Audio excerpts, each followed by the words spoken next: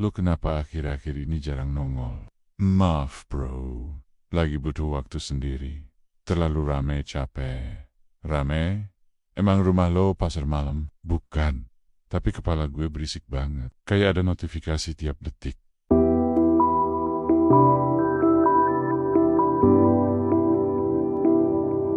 Coba deh, kita berhenti sebentar. Tarik napas, lihat ke sekeliling. Ada yang terasa nggak? Betapa sunyinya dunia kalau kita diam. Tapi kok bisa ya? Dalam sunyi itu justru kepala kita berisik banget. Kita hidup di era yang katanya serba terkoneksi. Tapi anehnya, makin terkoneksi kita secara digital, makin renggang hubungan kita secara emosional. Kita lebih peduli sama berapa banyak orang yang nonton IG story kita daripada nanyain kabar orang tua di rumah. Kita punya ratusan teman online, tapi kalau lagi drop, ujung-ujungnya cuma bisa meluk bantal. Lu pernah ngerasa gak sih? Ngobrol sama orang, tapi pikiran lu kemana-mana. Scroll TikTok, bales WA, nge-like story orang yang bahkan nggak lo kenal secara personal. Kita bareng, tapi nggak benar-benar hadir.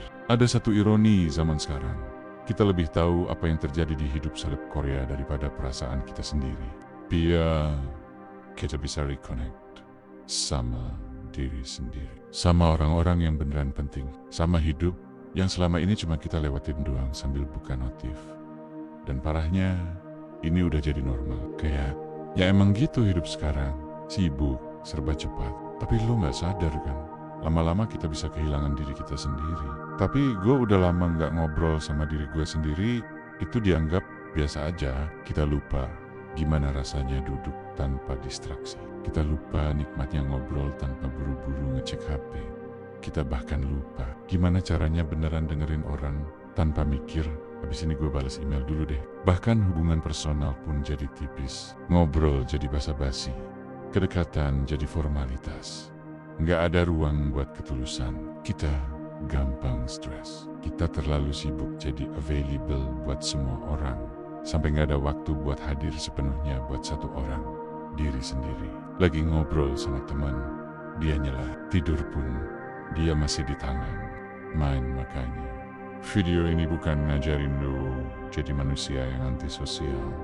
Justru ini tentang seni. Seni buat disconnect. Bangun tidur dia yang pertama nyapa. Lagi makan, dia juga ada. Kalau ada orang kayak gitu, pasti lo udah blokir dari kemarin. Di jam itu, lo bisa ngobrol sama keluarga, baca buku, atau bahkan ngelamun. Iya, ngelamun. Tapi itu kegiatan underrated yang bikin lo bisa ngobrol sama pikiran sendiri. Bukan buat instastory pamer healing, tapi buat benar-benar healing. Duduk, nikmati suasana, lihat langit, dengar suara angin, lihat orang lewat tanpa niat bikin konten. Lo akan kaget seberapa dalam obrolan bisa terjadi kalau kita berhenti dengerin dua suara sekaligus. Suara orang dan suara notifikasi. Kalau di atas 6 jam, selamat, lo udah kerja full time jadi budak layar. Tapi kenapa sama HP kita toleransi? Jawabannya, karena kita nyandu. Nggak sadar, tapi kita adiktif sama validasi. Mau tahu berapa banyak waktu hidup yang bisa lo hemat? Coba lihat screen time lo. Sekarang kita masuk ke pembahasan intinya. Kadang kita nggak ngerti perasaan sendiri, karena kita nggak pernah berhenti buat ngerasa. Tapi kalau lo terus-terusan lari dari sunyi, lo akan kehilangan arah. Pertama, kenapa kita harus memutus hubungan? Sunyi itu kayak alarm panik, karena di sunyi kita bisa ketemu diri kita sendiri. Kasih ruang buat diri lo bernafas. Karena apa gunanya punya koneksi 5G ke seluruh dunia kalau lo kehilangan koneksi sama hati lo sendiri? Karena nggak semua koneksi itu sehat. Kadang HP kita tuh lebih posesif daripada pacar kita. Cukup kasih jeda. Sarkasmenya gini, kita hidup di era dimana gue nggak balas chat lo selama 10 menit bisa dianggap dosa besar. Karena ketika lo bisa hadir buat diri lo, baru lo bisa hadir sepenuhnya buat orang lain. Dan disitulah koneksi yang sesungguhnya bisa dimulai. Jangan sampai demi jadi available buat semua orang, lo jadi unavailable buat diri lo sendiri. Jangan biarin hidup lo jadi notifikasi yang terus muncul, tapi nggak pernah benar-benar diresapi. Kedua, apa dampaknya? Kalau kita terus-terusan hidup dalam mode nyambung terus, kita kecapean mental, kita kehilangan fokus. Misalnya, jam 8 malam ke atas, gak pegang HP, adalah dengan mutusin dulu. Nah sekarang, apa yang harus kita lakukan? Mulai dari hal paling kecil. Atur ulang cara lo hadir di dunia ini. Puasa notifikasi, coba sehari, matiin semua notifikasi. Lo yang kontrol HP, bukan sebaliknya. Atur jadwal offline, luangin waktu khusus buat off dari dunia digital. Tapi ingat, kadang satu-satunya cara buat beneran nyambung, sengaja cari sunyi ke tempat yang tenang. Obrolan tanpa layar, ketemu temen, taruh HP di tas, fokus, dengerin mereka.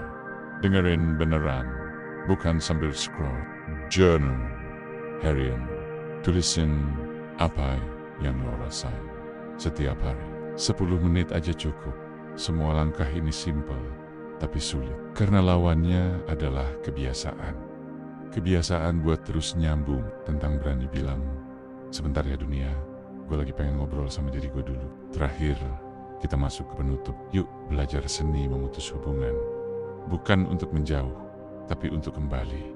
Lebih dekat, lebih sadar, lebih hidup. Gue tahu, buat generasi yang terbiasa multitasking, diam aja bisa kerasa aneh. Lo gak harus jadi petapa di gunung buat bisa nemuin kedamaian. Kita hidup di zaman dimana koneksi instan itu gampang, tapi kedekatan tulus itu langka. Akhirnya, ini bukan tentang antisosial, tapi tentang pro diri sendiri. Jadi, yuk belajar seni memutus hubungan. Bukan untuk menjauh, tapi untuk kembali. Lebih dekat, lebih sadar, lebih hidup.